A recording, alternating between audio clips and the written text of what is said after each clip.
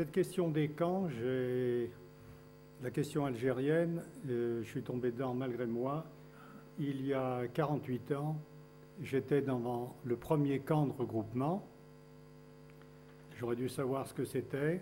Ce serait trop long à vous expliquer pourquoi n'avoir pas été plus vif dans l'analyse et d'abord l'observation, alors que j'avais au préalable refusé de faire les horaires d'être officier. N'empêche que j'ai été affecté à l'état-major de Force Nationale, aujourd'hui l'Arba Natiraten, d'abord aux chiffres, ensuite à la gestion des dossiers des centres de transit.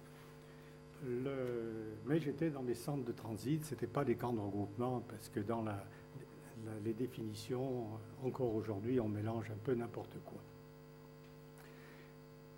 Je suis tombé donc il y a 48 ans pour la première fois dans le GMC où je me trouvais devant un camp. J'ai demandé, c'était un camp de regroupement. Je voudrais choquer personne, mais spontanément. J'avais les œuvres de Camus avec moi, ce qui était publié tout au moins. Et devant ce camp, malgré moi, est revenue cette phrase de Camus s'adressant à ce Français qui hésitait en 1944 entre la collaboration et la résistance. Vous hésitez, mais dites-vous bien, mon ami, qu'on ne peut pas être du côté des camps de concentration. Certes, je sais depuis que les camps de regroupement de la guerre d'Algérie ne sont pas assimilables aux camps de concentration nazis. N'empêche que c'était des camps de concentration de population, forcés. Là aussi, le débat est ouvert. Il y a 40 ans, à 2 jours près, je soutenais une thèse à 800 mètres d'ici. Je soutenais ma thèse sur les camps de regroupement de la guerre d'Algérie. Pas question d'appeler les choses par leur nom. Et c'était une thèse, la première évidemment sur la question, qui n'a jamais bien intéressé les Français ni les historiens. Donc, périphrase, les centres de regroupement de la décolonisation en Algérie. C'étaient les fameux camps dans une salle des actes, pour ceux qui connaissent Lyon, particulièrement houleuse cet après-midi-là. Depuis, je l'ai fermé. C'est la première fois que je m'exprime en public sur cette question. Je n'ai pas échappé à la loi du silence que j'ai trouvé évacuée un peu légèrement ce matin dans une intervention. La loi du silence, elle était là, elle est toujours là. On peut discuter. Et il y a eu certes la publication du livre qui a failli être interdit à un moment. C'est l'appui de Jacques Berg, Germaine Tillon qui l'a préfacé, Pierre Nabil qui l'a fait financer par le CNRS, etc., qui ont permis sa publication. Il est toujours, à ma connaissance, interdit en Algérie, où je l'ai été moi-même jusqu'à Pâques 1978. La question qui se pose, c'est celle des sources. Je n'ai pas le temps de l'aborder, mais je vois que c'est une grave question depuis hier en ce colloque. Il a apparu plusieurs fois, on a continué ce matin, il y a cet article du Progrès, mais les gens ici ne savent pas ce qu'est le Progrès, ils ont jugé cet article calamiteux. Qu'est-ce que vous voulez? C'est la presse de province. Et il a circulé entre nous. Ceux qui l'ont lu, il paraît qu'il y aura des photocopies pour chacun. Vous avez pu remarquer qu'il y avait quelques précisions sur la question des sources. Donc, à nouveau, rappelé juste avant le repas de midi. La question est tellement d'actualité dans ce colloque que je vais quand même en dire 2 mots. Il faut quand même que je parle des camps. Pour moi, c'est une véritable montagne. Je ne sais pas par où l'aborder, puisque j'ai été un acteur extrêmement modeste, mais acteur quand même et malgré moi, durant la guerre d'Algérie, et ensuite chercheur volontaire. Je suis reparti pour réparer, pour alphabétiser. Et c'est grâce, en particulier à des pères blancs, que j'ai décidé de me consacrer au camp de regroupement. Je voudrais quand même consacrer quelques minutes à la controverse que j'ai eue depuis avec Pierre Bourdieu. Il ne s'agit pas de règlement de compte, on s'en fout, surtout les règlements de compte universitaires, mais pour moi c'est une querelle je place la barre mégalo assez haut, c'est-à-dire une querelle au sens traditionnel ancien du temps de Thomas d'Aquin, la véritable querelle universitaire. Donc j'aurais terminé par quelques considérations heuristiques sur la démarche dialectique, qui devrait être dialectique, entre l'histoire et la sociologie. Et pour moi, il y a un exemple type à ce sujet, c'est justement l'exemple des camps de regroupement en Algérie. Je l'ai constamment utilisé dans mes cours, dans l'introduction de mes cours aux étudiants, pour bien indiquer comment, sans interdisciplinarité, sans transversalité disciplinaire, on ne pouvait pas avancer dans les questions aussi subtiles que celles des camps de regroupement. Je vais commencer, puisque vous avez placé le colloque hier matin, hier soir, et à nouveau tout à l'heure, sous l'autorité de Pierre Vidal-Naquet. Voilà ce qu'il écrit dans La raison d'État, les textes réunis pour le comité Maurice Audin. Rien dans la guerre d'Algérie n'est aussi important que le problème des regroupements. Rien aussi n'a été plus tardivement et plus mal connu de l'opinion française. Cette déclaration n'a pas pris une ride. 1962, réédition 2002.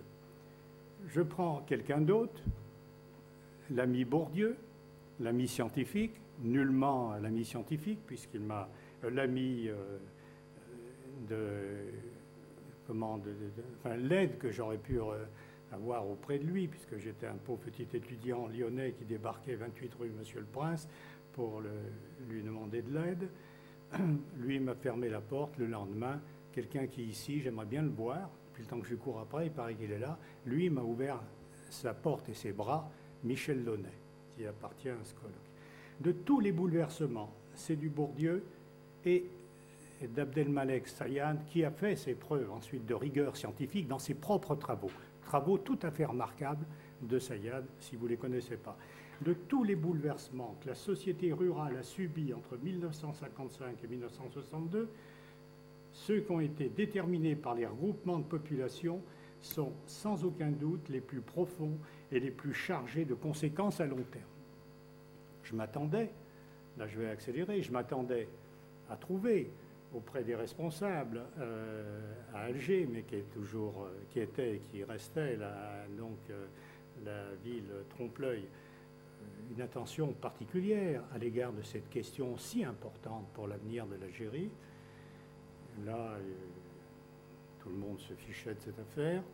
Quand j'ai obtenu des appuis ailleurs, je pense à ces deux rencontres avec le préfet Zamoun, préfet de Tizi Ouzou, encadré et enregistré. Nous sommes en 1964 et enregistré aussi cet entretien avec Zamoun, qui nous a quittés l'été dernier.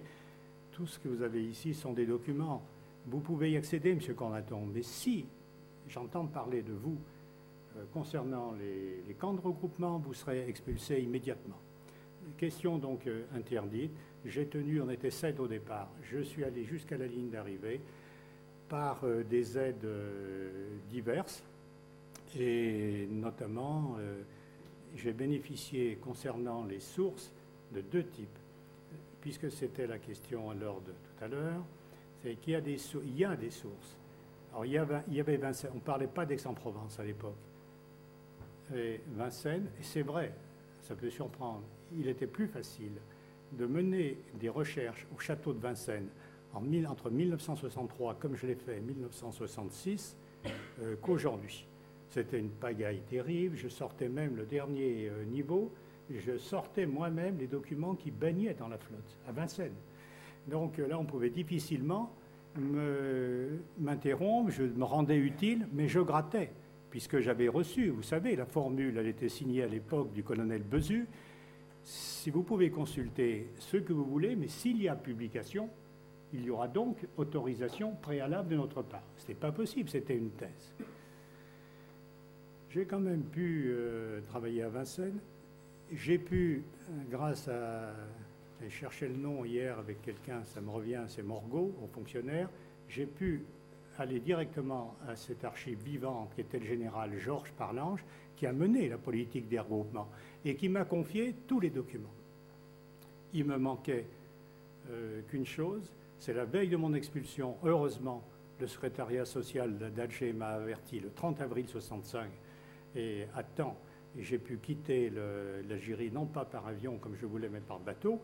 Et je suis parti avec deux documents. La veille, l'après-midi, par hasard, il faudrait que je retourne à Alger. Je n'ai pas voulu le refaire ces derniers temps, même par opportunité. Je pense que je n'avais pas à me trouver en Algérie avec ce qui s'y passait. Je pense que là, je pourrais retourner, ne serait-ce que pour donner ces documents à l'Algérie. Je suis seul à les avoir et je les donnerai. Je viens de contacter à l'instant, j'étais retardé de quelques minutes, un documentaliste qu'on m'a présenté. Bon, il fallait que je vienne là et c'est à lui que je remettrai ces documents. Assez uniques puisque ce sont des documents machine, voyez-vous, sur pelure, annotés même par Jacques Soustel. Alors, deux types de documents. Les documents de Parlange, c'est la politique de 59 à... y compris, il anticipe les dégroupements. Quant à les documents au dernier étage d'une espèce d'annexe, au 7e et dernier étage, je retrouverai les lieux sur place. Dans la prolongation de la rue Michelet, à ce moment-là, j'ai cru qu'il était ignorant du cadeau qu'il me faisait, mais maintenant je vois bien qu'il jouait des imbéciles, il ne voulait pas le savoir. Il y a bien quelque chose dans cette armoire métallique qui va être évacuée. Les deux porteurs étaient là, regardez, et c'était ce qui me manquait. C'était là la période 61-62, plus les documents antérieurs, notamment ceux annotés par Soustel. Et le matin même, lorsqu'on se rendait à la délégation générale, on n'était pas fouillé, on commençait à nous fouiller. On commençait à nous fouiller de plus en plus à partir de l'année 65. Là, le garde était là, mais on n'avait pas les moyens modernes. Et ça, si vous le connaissez, dites-moi, j'ai lancé plusieurs appels.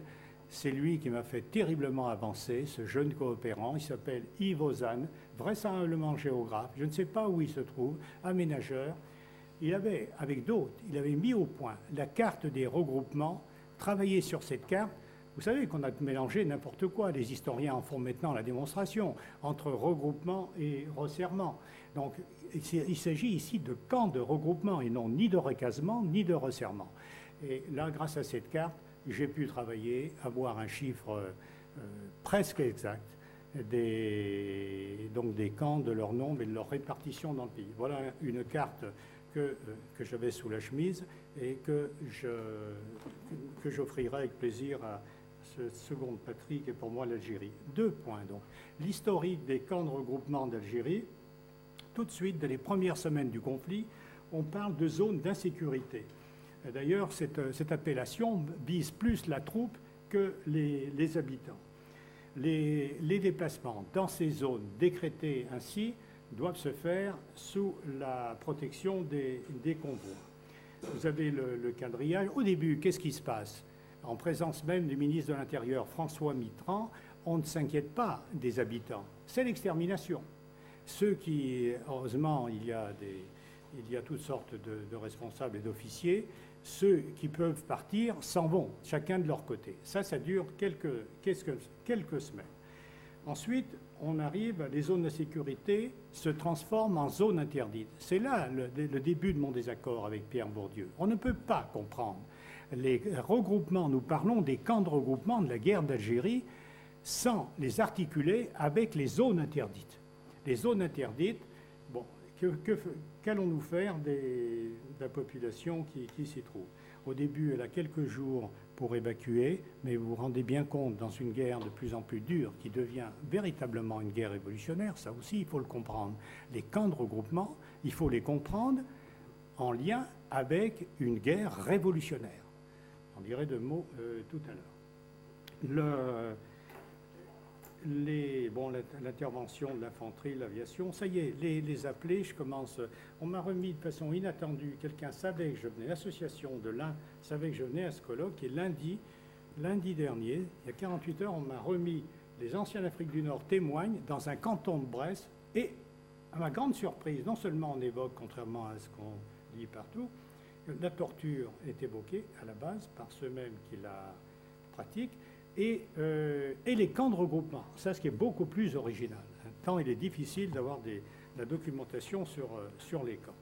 Donc, ce sont ces pauvres gens qui descendent avec leurs bourricots, le peu de bétail qu'ils ont, qui descendent, c'est ça, le regroupement, la descente le long des pentes jusqu'en zone de Piémont. Bon, ils sont là, ils se logent comme ils peuvent, il y a des lopins de terre. Entre 1955 et 1957, les zones interdites s'étendent à toute l'Algérie. C'est des Aurès, vous savez le point de départ là. Hein. Ça gagne, bon, j'ai la carte, nord-constantinois, les Doubs, les Kabylie, le Dara et l'Atlas saharien. L'efficacité, je pose la question, je suis très dubitatif sur l'efficacité de ces camps, je ne peux que la poser, je n'ai pas le temps d'y répondre maintenant. En tout cas, à partir de 1957, je cite ici un rapport très important, je l'ai beaucoup utilisé, le rapport du commandant Florentin sur les regroupements du 11 décembre 1960. C'est un document que m'a remis le général Parlange. Je le cite, bien des commandants de sous-quartiers, de quartiers et de secteurs estimèrent alors qu'il n'y avait qu'une solution pour faire cesser cet état de fait, appliquer la méthode Mao Tse-tung. Le rebelle vit comme un poisson dans la population, comme un poisson dans l'eau, retirer l'eau et le poisson crève. C'est très clair hein, comme illustration de la politique des regroupements. Les regroupements, j'y tiens beaucoup parce que c'est un point de désaccord fondamental par rapport aux théories sur les camps de regroupement. N'avait qu'un objectif militaire. Le premier but, c'est d'affamer le Félagade, le priver de tout lien avec les siens.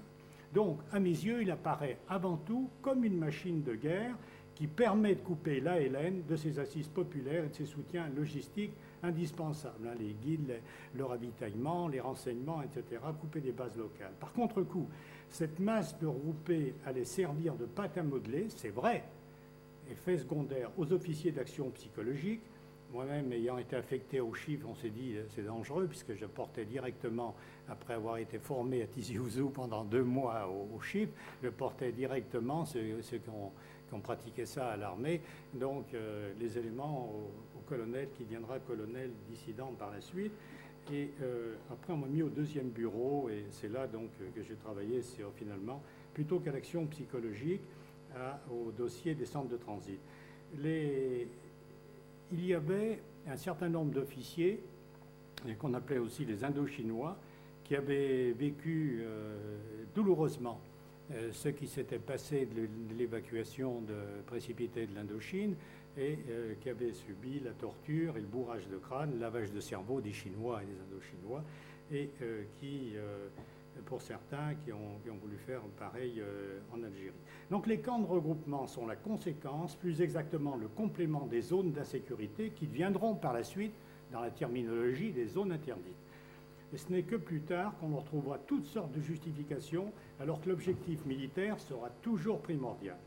Alors l'historique des camps doit se faire en liaison avec la politique des zones interdites, et non pas en se référant à des textes tardifs, des directives, qui exposèrent une politique de regroupement.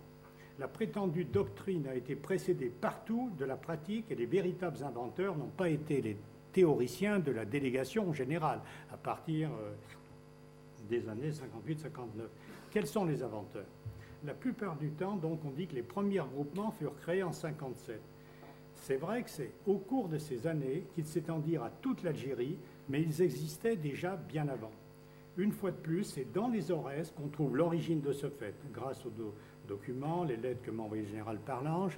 Je le remercie, lui, de m'avoir accueilli des semaines entières dans sa petite mairie au pied des Pyrénées. Il m'a tout donné, il m'a confié tout ce qu'il savait de la question. Et grâce à ces documents de témoignage, j'ai pu montrer que les premiers camps datent de 1955 et que leur créateur fut le général Georges Parlange. Le 7 mai 1955, et je m'inscris dans la ligne en partie de l'exposé précédent de M. Comor sur la détermination des pouvoirs militaires, pouvoirs politiques. Le général Parlange est nommé commandant civil et militaire des Aurès Nemencha, qui est le foyer de la rébellion, n'est-ce pas? Alors c'est un vieux Marocain, formé à l'école de Lyotet, connu pour son courage et sa franchise. Il parle arabe, il parle plusieurs dialectes indigènes, il bénéficie d'une grande autorité parmi ses pairs. Alors d'après l'instruction ministérielle qui est signée du président du Conseil, Edgar Faure, du ministre de l'Intérieur, Bourges Monory, et du général Koenig, on retrouve les partenaires de tout à l'heure, il dispose de pouvoirs exceptionnels. Lorsqu'il arrive à Batna, la politique des zones interdites est pratiquée depuis plusieurs mois. Les légionnaires, les parachutistes ne se soucie pas du tout des survivants, donc, qui survivent dans des périmètres délimités par des fils de fer barbelés. C'est les appels du Secours catholique. Si vous avez en tête, Monseigneur Rodin, ce sont les appels de la CIMAD. Alors, avec le faible effectif dont il dispose, il estime que la politique des zones interdites doit être poursuivie, à condition qu'on se préoccupe du sort des habitants expulsés. Ce n'est pas par souci philanthropique, lui, il continue cette politique, mais il l'a sorti d'un humanisme acquis à une autre école. On peut dire que c'est un certain souci de l'homme. En tout cas, il m'écrit ceci, le 19 juin 1964. Il me dit que lui-même, le 28 juillet 1960, il avait eu des problèmes avec Van Uxem, l'ancien objecteur de conscience, qui était devenu donc un dur là-bas. Les 3 premiers regroupements de l'ORES ont été faits en 1955 dans les 3 centres de Pchounesh, Tkout, Bouhamama. Le premier camp de regroupement de l'Algérie, je crois qu'on peut dire que c'est à Pchounesh qu'il a été édifié, car les bandes rebelles exerçaient sur les habitants de ces montagnes difficiles et très boisées une pression ou des exactions que la diminution de nos moyens ne nous permettait plus d'empêcher. Bon, alors après, vous avez les rassemblements, la combinaison avec les sages. Je suis obligé de passer dans cette histoire subtile, j'en conviens. Les premiers regroupements qui répondaient à des soucis d'humanité, plutôt que de laisser les gens à l'abandon, à l'extermination en plus forte raison, mais même tout simplement à l'abandon, ils ne furent jamais très nombreux. Mais au fil des mois, on s'aperçut qu'ils devaient être le complément indispensable d'une politique efficace des zones interdites. Dès lors qu'ils furent conçus comme une machine de guerre, les centres se multiplièrent. En ce sens, il est faux de prétendre que les premiers furent créés en 1957. Il est exact que cette année fut le point de départ d'une politique systématique de regroupement de population. Les officiers qui étaient opposés, d'ailleurs, ont fini par s'y rallier devant leur efficacité. À la fin de l'année 58, une année dure pour les rebelles, commence la construction des barrages frontaliers, les grandes opérations du plan Chal, et j'arrive d'ailleurs moi-même sur la queue de l'opération jumelle sous la direction du général Faure, donc en ce qui concerne la Grande Kabylie. Je passe en essayant de rendre mon propos audible. Or, les chiffres, quand même, pour terminer. Les chiffres, alors c'est étonnant, comme tous les chiffres sont toujours grossis, sauf ceux concernant les camps de regroupement et les regroupés. La source de terrain, j'ai procédé, pour ceux sans faire un cours de statistique, j'ai combiné échantillons raisonnés sociaux, politiques et historiques, et échantillons aléatoires pour les regrouper. Ce qui me fait, je ne l'ai pas fait exprès, 15% des regroupements, 16% des regroupés. Mon échantillon, je procède, je ne vais pas à la pêche, je prends tout un arrondissement. Je prends à l'extrême ouest, et là le travail de Michel Launay m'a beaucoup aidé, paysan algérien. Je prends tout l'arrondissement d'Aïn Temouchen.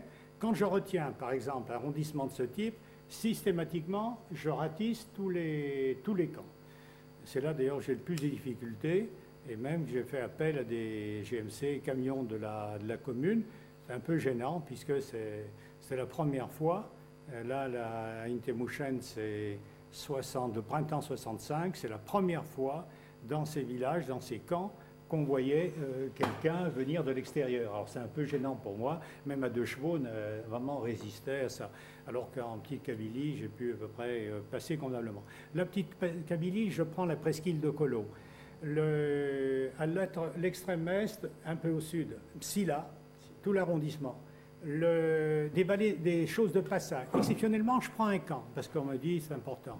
La Grande Kabylie, c'est là où il y a une confusion totale. Les historiens qui auraient dû être là, M. May, et je regrette parce que, bon, forcément, excusez ce narcissisme, il a vraiment compris mon propos. Et là, et à très juste titre, il démolit un certain nombre de thèses sur les camps, parce qu'effectivement, et ça continue, des thèses assez récentes, comme il nous indique des thèses récentes, où on continue à mélanger regroupement et resserrement et recasement. Je ne fais pas le temps de ces kiff-kiff. Hein. Resserrement, recasement, il y a des subtilités, mais je trouve que ça n'avance pas la question. Et je donnerai des chiffres séparés, regroupés et resserrés.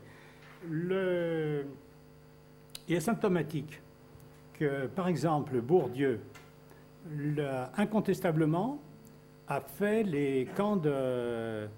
été dans les camps de regroupement qu'il évoque dans le bouquin Le Déracinement. Il y était, et comment je le vois? Quelle était la meilleure source qui pulvérisait toutes les autres, à une unité près? Les vieillards qui étaient là, ils ont été plus ménagés par l'armée française. Il y avait une certaine considération, ils sont nombreux, je les ai retrouvés, mais par centaines, ces vieillards, parce que j'ai fait 400 centres, et qui tenaient sur leur cahier d'écolier. C'est la chance, c'est pas toujours pareil, hein, à une unité près. Or, en Petite Kabylie, Bourdieu, il savait très bien, il était accompagné, je pense que c'était Sayad, mais j'en suis pas sûr, je ne suis pas sûr du tout. En tout cas, je viens d'apprendre tout à l'heure par quelqu'un que, je vais continuer la discussion tout à l'heure, qu'il arrivait avec les véhicules militaires. Alors ça, évidemment, ça a pu poser des problèmes. Et maintenant, je comprends mieux pourquoi il y avait les vieillards m'en parlaient en ces termes. J'ignorais cet aspect-là.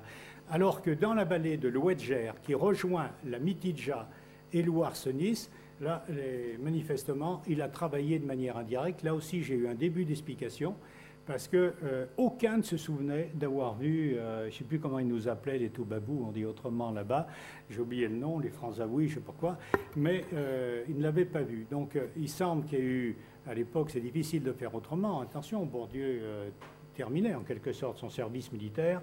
Voilà. Donc là, les chiffres, et puis les 5 dernières minutes pour mon désaccord qui, je crois, dépasse de beaucoup la question des camps de regroupement. Les chiffres, il y en a un qui les donne, c'est le président Benreda dans son bouquin Les accords d'Évian, 2 500 000. Ce sont les chiffres donnés par une autorité à mes yeux, c'est le secrétariat social d'Alger, animé par le tandem du laïc Paul Pépin et du jésuite Henri Sanson. Ça, c'est du travail. Pour ma part, je suis resté en dessous. Je crois que c'est plutôt eux qui ont raison. 2 350 000 regroupés. Ici, il faut compter... on estime en règle générale qu'à 2 regroupés correspond un recasé ou un resserré. Ça fait 1 175 000. Au total, ça vous fait 3 525 000 personnes qui ont quitté leur domicile. Vous y ajoutez ceux qui sont dans les prisons, dans les centres spéciaux, il y en a 2 en France, ceux qui sont en Afrique, en Algérie, vous y ajoutez les assignés à résidence, vous arrivez bel et bien à 40% de la population algérienne qui se trouve dans des camps. Ouais, pour conclure, Président, on a comparé les camps de regroupement à n'importe quoi. Alors on me disait, mais même dans mon jury de thèse, les déportations, exode de la Seconde Guerre mondiale, les camps de réfugiés, qu'est-ce que vous en faites? Les Palestiniens, de l'ouvrier, c'est la réédition du village, du château fort. Dans le rapport Rocard, c'est vrai que ça m'a irrité, mais j'aurais dû être plus historien. Au départ, je ne suis pas historien, je vais faire une thèse de psychologie sociale et sociologie. Et là, c'est que j'ai vu, mais il y avait priorité, c'est qu'il n'y avait personne sur le terrain. Les jeunes Algériens, ils avaient autre chose à faire. Ils étaient aux manettes, ces gens-là. Ils n'étaient pas en train de faire des thèses. Donc, il y avait urgence. Et à ce moment-là, j'ai fait passer l'histoire immédiatement, en première ligne. Et puis, j'ai quand même fait un peu de sociologie, j'ai sauvé les meubles en sociologie et psychosociale. Mais ce qui m'a passionné, c'est ce travail d'historien. C'est pourquoi j'aurais dû être peut-être plus attentif à la nouveauté que représentait le fameux rapport Rocard. Mais c'est vrai que j'ai été agacé par sa distinction. Mais comment pouvait-il faire autrement, ce jeune homme de l'époque, en distinguant volontaires, les regroupements qui étaient volontaires et puis ceux qui étaient obligés, quoi. Alors, Sylvie Thénault, en termes très adroits, parce que c'est dans le rapport sur les camps de regroupement et autres textes sur la guerre d'Algérie, qui est sorti au 1001 nuits en 2003, qui est un hommage à Michel Rocard, et c'est de façon très diplomatique. C'est dommage que je ne la connais pas, je ne l'ai pas vu, je l'ai lu souvent, de manière très diplomatique, mais très juste. Elle dit que cette distinction n'a aucune valeur, elle en propose d'autres, une autre avec laquelle je suis complètement d'accord. Alors là, pour terminer, je dirais qu'en comparant les camps de regroupement à d'autres mouvements de migration très différents, on procède comme si le regroupement n'était pas un phénomène social total. Je reprends l'expression du grand Marcel Mauss. En ce sens, ils ne sont pas spécifiques à la guerre d'Algérie. Alors là, à toute allure, parce que je respecte trop le président et la discipline qui s'impose en temps de guerre, c'est qu'il y a deux grands types de regroupements. Vous avez les camps qui sont au début du processus de colonisation, où le colonisateur regroupe par rapacité matérielle ou spirituelle, etc. Je vous renvoie, ou par protection, comme les jésuites ont su le faire au Paraguay pour les Indiens.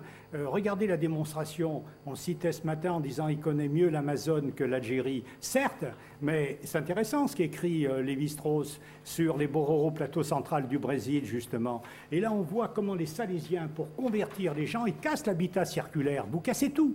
Hein, si vous avez fait un peu d'ethnologie, vous cassez tout. Ils sont complètement déstructurés, ils deviennent les proies faciles à la conversion. Ça, c'est au début du processus de colonisation.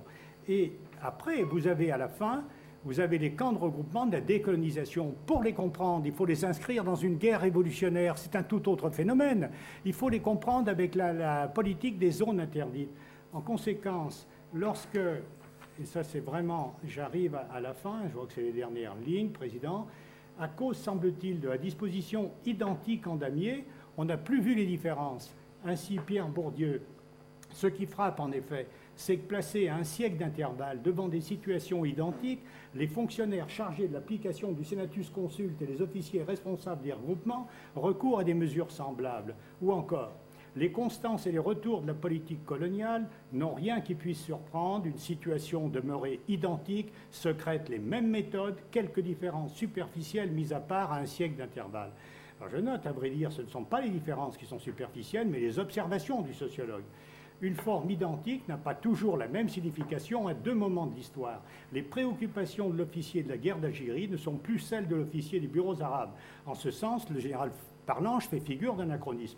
Il n'y a point situation identique, mais deux situations. Je répète, l'une au début, l'autre à la fin du processus de colonisation. C'est essentiellement le déracinement de la population, oui, qui est recherché dans la création des centres de regroupement de colonisation, comme les cantonnements, vous voyez, et la sécurité militaire dans celle des camps de décolonisation. Il pourra se faire que ces deux objectifs se rencontrent en même temps, mais l'un prédominera toujours sur l'autre. Enfin, au cours des guerres révolutionnaires qui accompagnent la décolonisation, le militaire regroupe avant tout pour contrôler une région et sa population, alors que durant la guerre de conquête, le colonisateur regroupe d'abord pour disloquer les structures anciennes qu'il juge hostiles à sa rapacité. Les camps de regroupement de la décolonisation sont une arme de conquête, utilisée là où la colonisation était la plus poussée. Les camps de regroupement de la décolonisation sont une arme de défense contre les forces révolutionnaires. Aussi sont-ils plus liés à la guerre révolutionnaire qu'à la décolonisation elle-même. Ainsi, ce procédé a été employé en 1948-49 dans un contexte qui n'a rien à voir avec la colonisation telle qu'on entend, nous, les ex-colonisateurs, dans la guerre civile en Grèce. L'armée hellène a regroupé la population et à partir du moment où en face, je ne sais pas comment les appeler, les partisans, sont tombés ont délaissé la tactique révolutionnaire pour s'adapter à la guerre classique, à ce moment-là, avec un certain appui de la population, il est vrai, la partie était perdue. Ce n'est pas le cas en Algérie, où ce matin ça a été évoqué, c'est vraiment fini, Président, ce coup-ci, c'est le Cambodge. Très intéressant le Cambodge, sous l'autorité du prince Sihanouk. C'est le seul vraiment véritable exemple d'une politique de regroupement qui a réussi. Rien à voir avec les hameaux stratégiques qui en même temps se trouvaient avec les Américains qui avaient succédé aux Français, les hameaux stratégiques qui avaient été édifiés au Sud-Vietnam. C'est les deux dernières lignes ennemies. J'ose écrire ici les excès de la thèse sociologique finissent par gommer les particularismes de l'histoire et à banaliser le phénomène du camp de concentration en assimilant l'extermination, je ne parle pas de génocide, mais quand même, je parle d'extermination, assimilant l'extermination d'une population à un simple déracinement. Vous voyez là où est l'erreur. C'est ma conclusion. J'ai terminé.